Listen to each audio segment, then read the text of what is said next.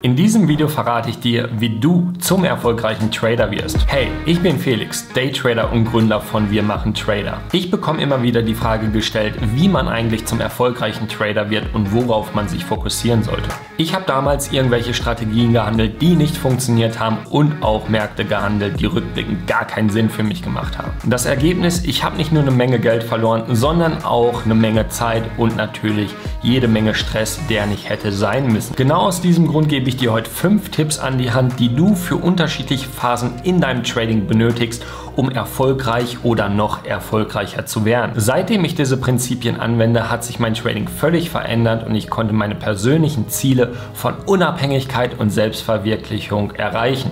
Also, los geht's. Phase 1, die Grundlagen. Dies ist die Phase, in der du den Grundstein für erfolgreiches Trading legst. Hier geht es aus meiner Sicht erstmal darum, zu verstehen, was Trading eigentlich ist und welche möglichen Erfolgsfaktoren es eigentlich gibt. Genau an dieser Stelle habe ich damals einen großen Fehler gemacht, vor dem ich dich jetzt aber bewahren möchte. Ich dachte nämlich, die Grundlagen, die braucht man nicht und lass uns direkt mit der Strategie starten. Aber Vorsicht, Trading ist ein Business. Alle Werbung, die du in diesem Bereich siehst, lassen das Trading völlig einfach erscheinen und verdecken die Realität. Tipp 1. Das Ziel des Tradings verstehen. Bevor du überhaupt erfolgreich mit dem Trading sein kannst, müssen wir erstmal verstehen, was Erfolg im Trading eigentlich mathematisch ausgedrückt heißt. Einfach gesagt, wir wollen mehr gewinnen, als wir verlieren. Und das ist schon mal eine sehr, sehr wichtige Erkenntnis. Wir wollen und können nicht jedes Mal richtig liegen und das Wichtigste, wir sind auch gar nicht darauf angewiesen. Wir wollen das Casino sein. Wir wollen die Spieler spielen lassen, wir wollen auch die Gewinne ausschütten, also unseren Beitrag zahlen,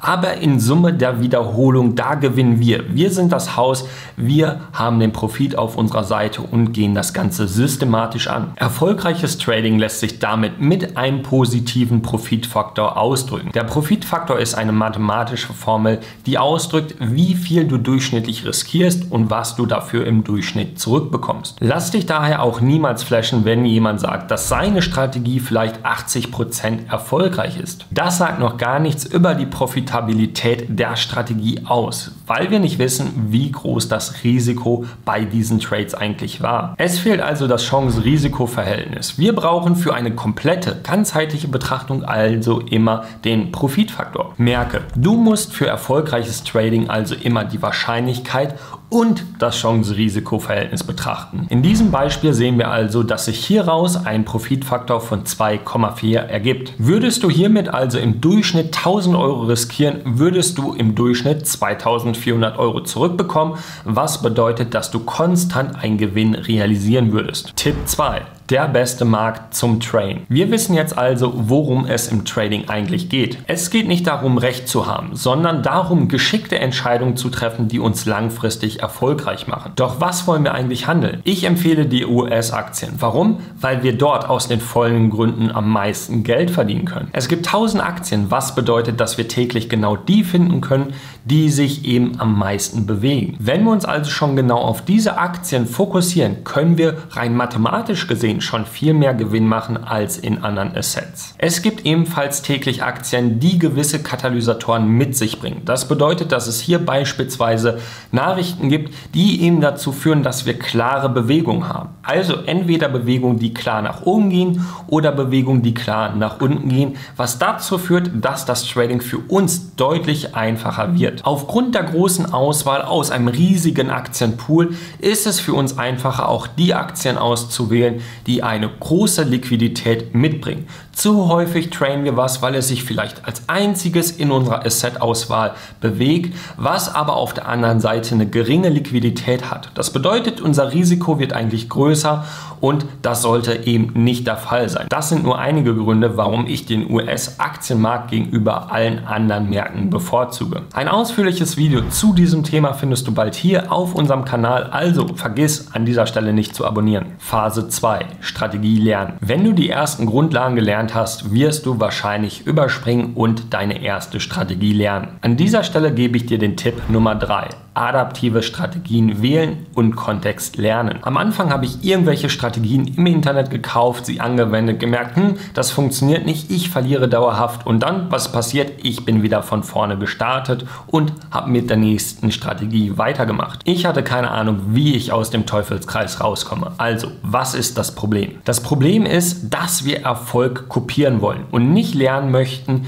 wie man eigentlich erfolgreich wird. Erst wenn wir uns wirklich überwinden zu lernen, dann steht uns der Weg für alles im Leben frei. Wir wollen also auf der einen Seite eine Strategie erlernen, die uns Einstiege und Ausstiege vorgibt, aber auf der anderen Seite auch noch die Agilität zulässt. Bedeutet, wir lernen mehr über die Umwelt und wissen so, wie wir die Strategie in unterschiedlichen Zusammenhängen anwenden können. Stell dir das Ganze so vor, die Strategie ist wie dein Auto, du lernst es zu fahren. Der Kontext ist zu wissen, wie du über unterschiedlich stark befahrene Straßen, gegebenenfalls auch mal eine Umleitung fahren musst, um dafür anders, aber hier und da besser ans Ziel zu kommen. Wenn du diese Fähigkeit aufbaust, den Kontext zu lesen, dann wird es dir auch möglich sein, zu deinen verfügbaren Zeiten zu handeln. Unsere TeilnehmerInnen wenden das Konzept beispielsweise bei Second Day Plays, bei Breakout Plays, bei News Plays, bei Earnings Plays und so weiter und so fort an. Fokussiere dich auf den Kontext und nutze dann deine Strategie. Phasen 3 und 4. Backtesting und Demo-Trading. Für diese Phase deines Tradings gebe ich dir Tipp Nummer 4.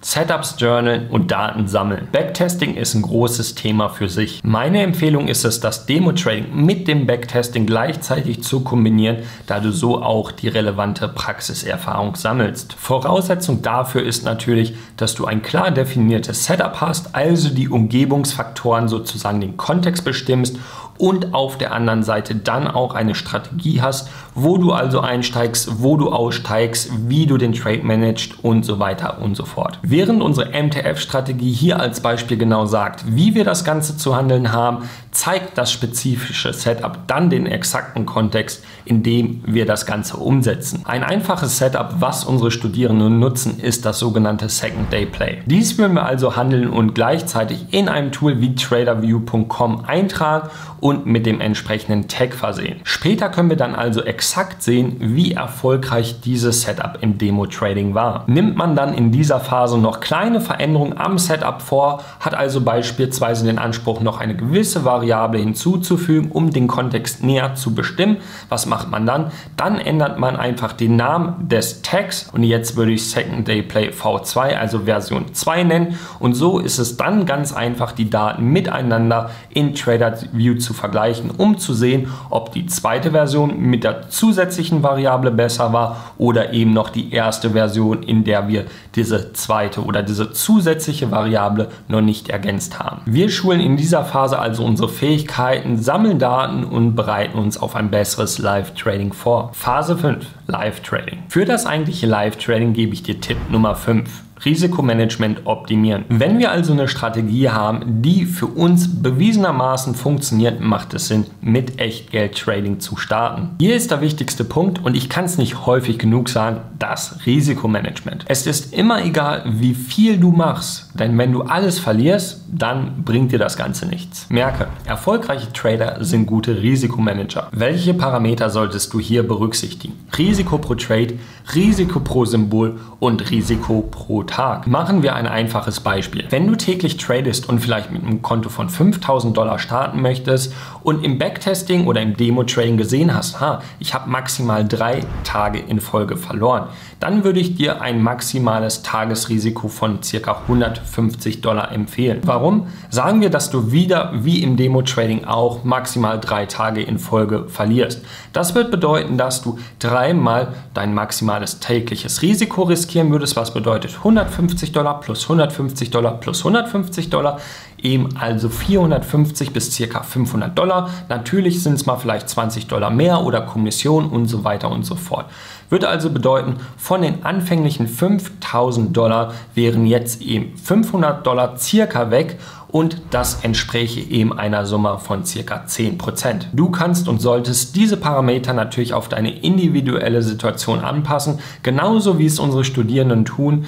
Und auch hier nochmal kurz der Hinweis, ich versuche es auch für meine Parameter immer so zu machen, dass mein maximaler Drawdown in Abhängigkeit von meinen maximalen Verlierertagen immer unterhalb dieser 10% Schwelle liegt, weil ich einfach psychologisch so aufgebaut bin, dass ich mein Konto nicht 20% im Minus vom letzten Hoch haben möchte oder 50%, sondern immer unter diesen 10% sehr gut fahre und dadurch auch relativ schnell neue Structure Highs machen kann in meinem persönlichen Konto. Machst du im Durchschnitt maximal 2 Trades, dann sind eben auch 2 mal $75 möglich, um die maximalen minus $150 zu erreichen. Das wäre also das Risiko pro Trade. Ich schaue dann aber noch, dass ich nicht alles in einem Symbol ausgebe. Würde also bedeuten, wenn meine Risikoparameter so aufgebaut sind, dass ich vielleicht 4 Trades verlieren darf, dann möchte ich dafür beispielsweise nicht alle 4 Trades in der gleichen Aktie verlieren. Sollte dir dieses Video gefallen haben, bin ich mir ganz sicher, dass dir auch dieses gefällt. Wir sprechen über die 5